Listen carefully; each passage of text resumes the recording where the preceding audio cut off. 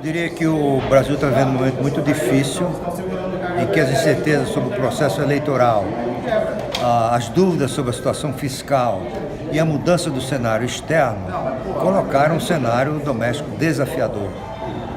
E isso pode, em momentos até as eleições, produzir situações até de pânico, de estresse, como a gente viu ontem, nesta quinta-feira desta semana.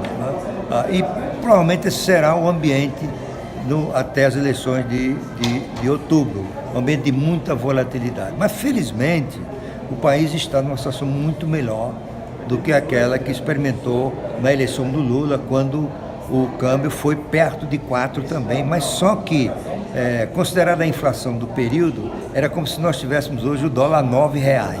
Portanto, faz uma diferença enorme. Isso é um resultado dos avanços, porque passou positivamente a economia brasileira, é o fato de nós sermos menos vulneráveis a crises externas, o nível de reservas internacionais, a situação confortável do balanço de pagamentos, inflação baixa, um Banco Central com credibilidade restabelecida e reforçada e ampliada. Tudo isso nos dá as condições para atravessar esse mar tormentoso até outubro. E tudo vai depender de quem elejamos em outubro. Não é? Nós podemos ter um cenário de ida para o inferno, né? E um cenário de pelo menos chegar no purgatório, né? Porque o céu é muito difícil chegar. Né? Eu falei aqui na minha palestra, no que me pareceu resumir a situação, uma opinião de um operador do mercado financeiro.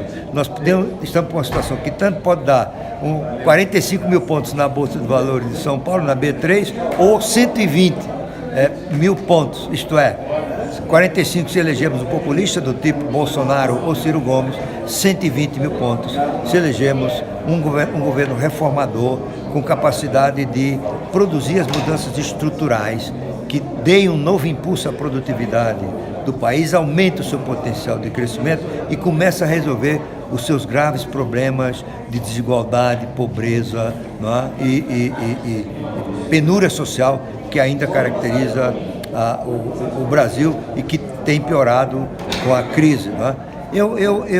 Minha ideia é de que, dada a lógica que tem imperado no processo eleitoral brasileiro, particularmente nas eleições presidenciais, tudo indica que nós estamos caminhando para eleger um candidato de centro. E esse candidato de centro mais competitivo hoje seria Geraldo Alckmin. Mas também pode dar qualquer coisa, porque o cenário é de certezas. E a experiência brasileira mostra que a decisão do eleitor ela se dá na última semana. E, portanto, ele é suscetível de várias influências, positivas ou negativas. Tão importante quanto isso, 30% dos brasileiros decidem o seu voto no dia da eleição. Né? Mas eu acho que, dada a lógica, caminhará para ser o Alckmin. E como eu falei aqui, brincando, pode dar também o sobrenatural de Almeida. Isto é, um personagem do Nelson Rodrigues. O Nelson Rodrigues era um comentarista esportivo, torcedor doente do Fluminense, e quando o time dele jogava com a melhor equipe e perdia para um time de perna de pau, ele dizia só pode ter sido o sobrenatural de Almeida, não tem como explicar. Né? E aí seria uma situação parecida com o que aconteceu nos Estados Unidos. Na véspera ou no dia da eleição americana, o New York Times estampou na primeira página que Hillary tinha 85% de chance de ser a próxima presidente, e no fim do dia, à noite, foi o Trump. Né? Eu acho que isso pode também acontecer no Brasil, embora não seja a hipótese mais provável. Eu ainda acho que, dada a lógica, a experiência, a estrutura do sistema, a experiência do passado, eu acho que está caminhando para o Alckmin se tornar o candidato mais competitivo e vir a se eleger presidente da República, até porque o PT, que era o grande contendor do PSDB, tudo indica que está fora do jogo. O PT está caminhando por uma estratégia suicida, que é manter a candidatura de Lula a todo custo e até o fim. E essa candidatura, tudo indica, será impugnada pela Justiça Eleitoral e restarão ao PT poucas semanas para construir uma nova candidatura. E nesse caso, nós teríamos o PT fora do segundo turno desde 89. E se essa for a situação, nós podemos ter também um cenário em que o segundo turno seria entre Alckmin e Ciro Gomes. E nessa hipótese, o Alckmin tende a ser mais competitivo e ganhar o pleito presidencial. Olha, nós temos um problema que vem de longe, dos anos 50, no advento da expansão da indústria automobilística no Brasil, em que o país privilegiou o modal rodoviário. Nenhum país continental tem um modal rodoviário com a importância que tem no Brasil. Se você olhar Estados Unidos, Rússia, China, Índia, o modal ferroviário é o mais relevante, né? Eu acho que é um processo que vai levar muitos anos para mudar essa estrutura distorsiva. E isso vai implicar não só políticas públicas adequadas, né, que redirecionam o investimento para o modal ferroviário, mas, sobretudo, um conjunto de mudanças estruturais para permitir um grande impulso no próximo governo nos investimentos em infraestrutura. Eu acho que já é claro, pelo menos para os candidatos que têm um mínimo de bom senso, que o Estado deixou de ser uma fonte de financiamento da infraestrutura.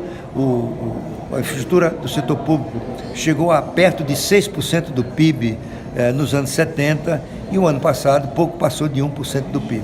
Daí a deterioração da qualidade das estradas,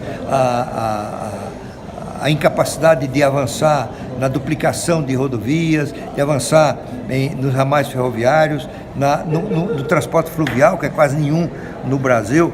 Portanto, eu acho que são os grandes desafios do próximo governo: investimento em infraestrutura. Felizmente, isso não é problema. Primeiro, porque não tem nenhuma corporação contra, ninguém se mobilizando contra. Segundo, não existe nenhuma reforma constitucional. Já existe uma legislação adequada para isso, essa recente do presidente Temer, né? E existem capitais sequiosos de oportunidade de investimento. E que o Brasil tem infraestrutura é oportunidade, né? O que você pode melhorar a logística no Brasil é coisa gigantesca, né? E nesse caso, particularmente para o setor do agronegócio, né? Nós temos de parar com essa coisa, porque é mais caro transportar soja do Mato Grosso para Paranaguá do que do Paranaguá para a China, né? Então, eu acho que a eleição do presidente de centro, dado que esse assunto está amadurecido, pode sinalizar uma era de grandes investimentos, de expansão na infraestrutura e de melhoria e do início de uma modificação desse estrutura de modal distorsiva que herdamos dos anos 50.